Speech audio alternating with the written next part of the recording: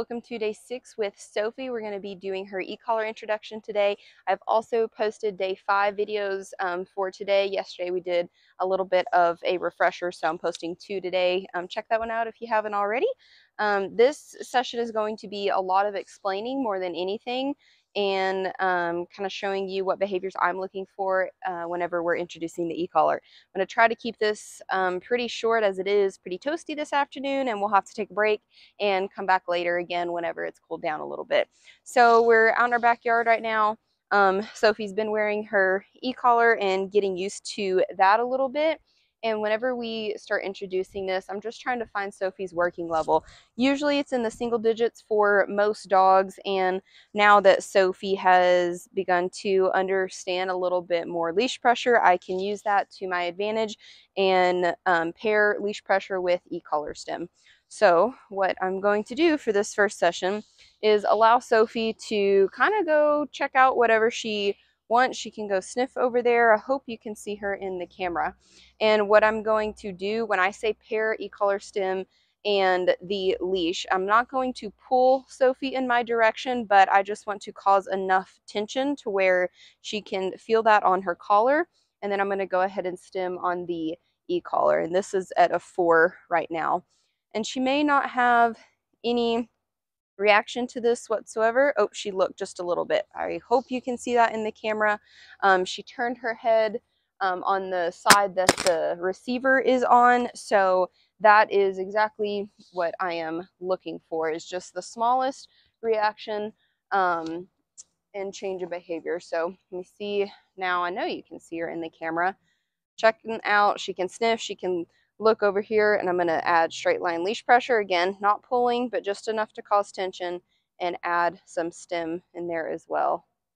And I can like tap this stim and go click, click, and then hold. I know you're tired, girly. Come on. Yes, good girl. Come on. Good girl, Sophie. Good girl.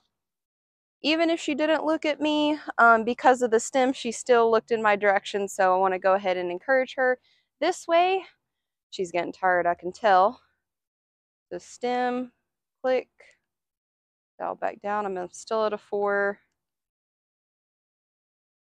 Yes, good girl. Here.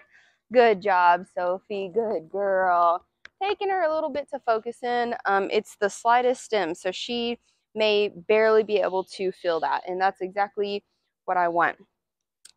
Straight line leash pressure, add in, yes, good girl, Sophie, come. Add in just the slightest e-collar stim, good girl.